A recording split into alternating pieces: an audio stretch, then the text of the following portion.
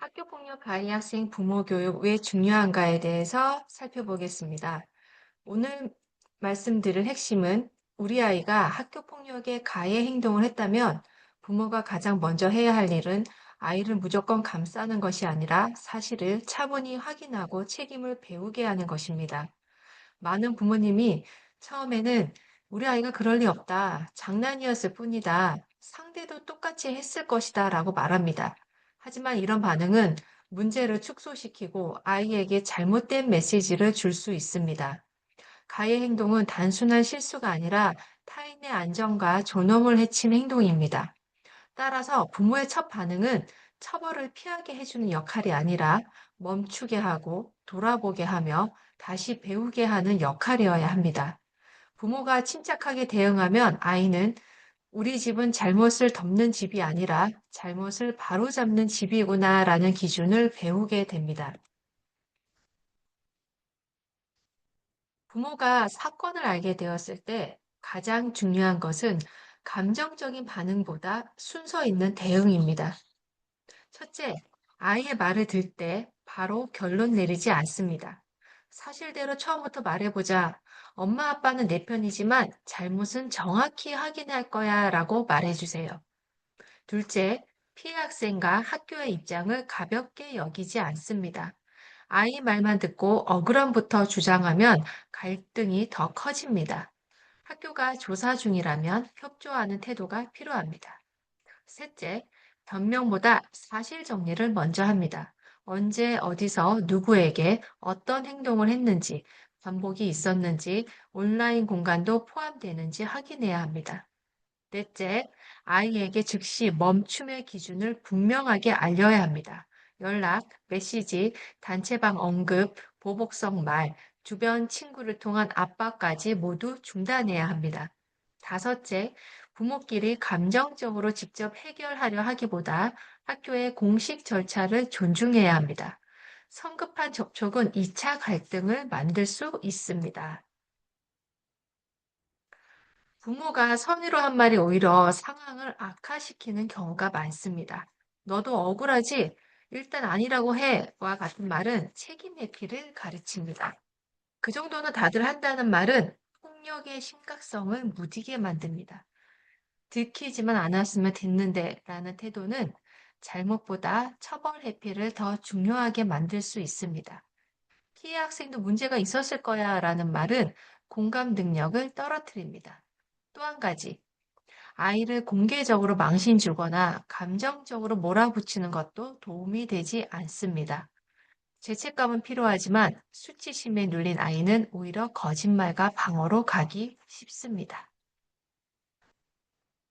가해 학생에게 가장 먼저 필요한 교육은 왜 하면 안 되는가를 아는 것보다 내 행동이 누구에게 어떤 피해를 주었는가를 직면하는 것입니다. 부모는 아이에게 이렇게 질문할 수 있습니다. 네 행동 때문에 상대는 어떤 기분이었을까?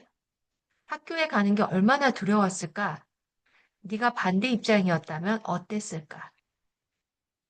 여기서 중요한 것은 억지 사과문을 빨리 쓰게 하는 것이 아니라 행동의 결과를 이해하게 하는 것입니다. 책임 교육은 세 단계로 진행하면 좋습니다. 첫째, 사실 인정. 둘째, 피해 이해.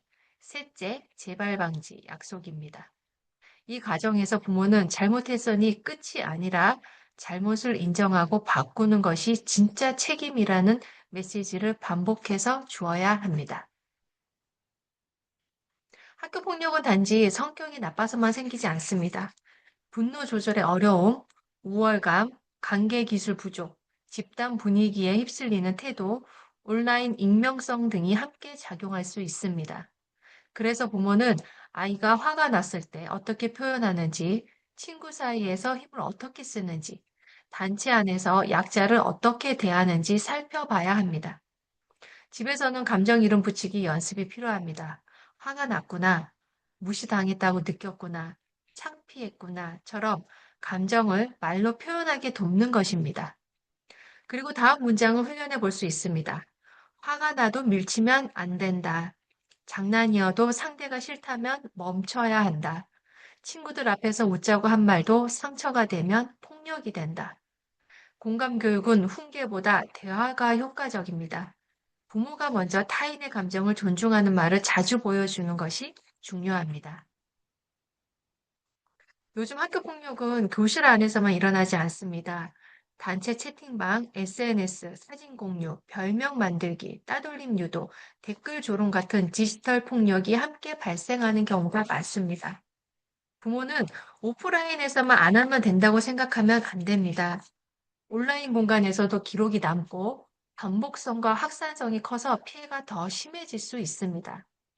가정에서는 휴대전화 사용을 단순히 시간 통제로만 접근하지 말고 관계 사용 규칙까지 가르쳐야 합니다. 예를 들어, 남의 사진은 허락 없이 공유하지 않는다.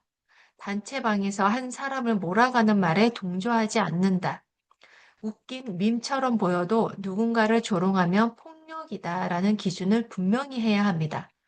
디지털 폭력은 증거가 남기 때문에 아이에게 더 솔직한 책임 교육이 가능하다는 점도 함께 알려주면 좋습니다. 부모는 훈계만 하기보다 아이가 받아들일 수 있는 문장으로 말해야 합니다. 첫째, 사실 확인 단계에서는 무조건 혼내려는 게 아니라 정확히 알고 싶어. 지금은 변명보다 사실이 중요해 라고 말합니다. 둘째, 책임인식 단계에서는 네가 힘들 수도 있지만 상대는 더 크게 다쳤을 수 있어.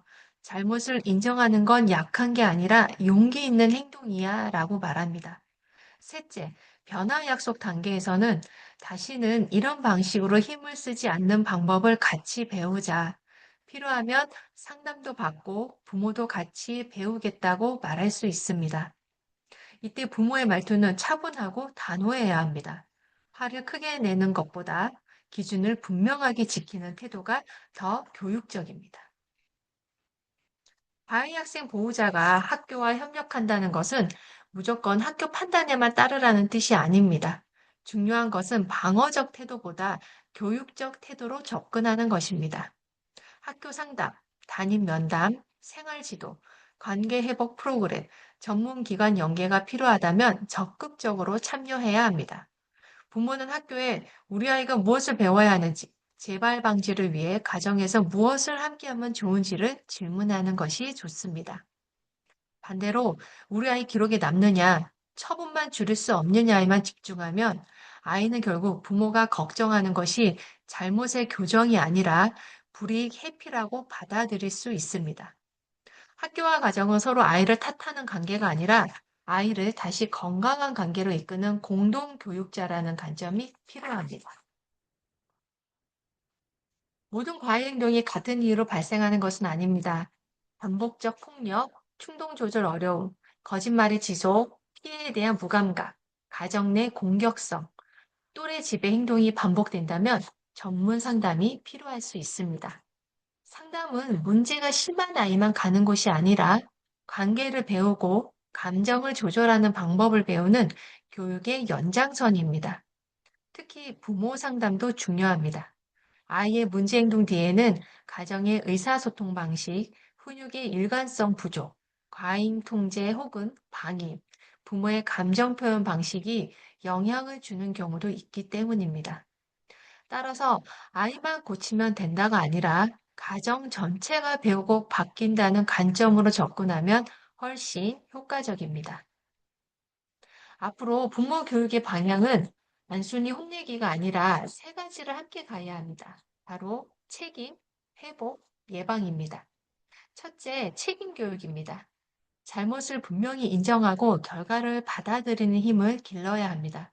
둘째, 회복 교육입니다. 가능한 범위 안에서 관계 회복, 공동체 규범 회복, 신뢰 회복을 배우게 해야 합니다.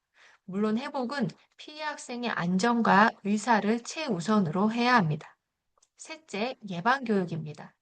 평소 가정에서 존중 언어, 갈등 해결 기술, 디지털 시민성, 감정 조절, 약자 감수성을 꾸준히 가르쳐야 합니다. 즉, 사건이 터진 뒤에만 반응하는 부모 교육이 아니라 평소 힘을 바르게 사용하는 법을 가르치는 부모 교육으로 가야 합니다. 네, 마지막으로 부모가 가정에서 실천할 5가지를 살펴보면 하나, 잘못을 축소하지 않기, 장난, 실수, 애들 싸움이라는 말로 덮지 않습니다. 둘, 감정적으로 폭발하지 않고 기준을 분명히 말하기. 잘못은 분명히 하되 인격을 포기시키지 않습니다. 셋, 피해 관점 질문하기. 상대는 어떤 마음이었을까? 자주 묻습니다. 넷, 학교와 상담 기관에 협력하기. 기록 회피보다 재발 방지에 초점을 둡니다. 다섯, 부모도 함께 배우기. 아이의 문제를 가족의 성장 기회로 바꿉니다. 내 아이가 학교 폭력의 가해 행동을 했다는 사실은 매우 충격적이고 받아들이기 어려운 일입니다. 그러나 그 순간이 끝이 아니라 교육의 시작이 될 수 있습니다. 부모가 아이를 무조건 감싸는 대신 책임지게 하고 공감하게 하고 다시 배우게 한다면 아이는 이번 일을 통해 더 건강한 사람으로 자랄 수 있습니다. 아이를 지키는 가장 좋은 방법은 잘못을 없던 일로 만드는 것이 아니라 잘못을 바로잡는 힘을 길러주는 것입니다. 오늘 영상이 부모님께 어떻게 반응해야 할지 모르겠다는 막막함을 덜고 가정에서 실천 가능한 첫걸음을 드리는 시간이 되었기를 바랍니다. 감사합니다.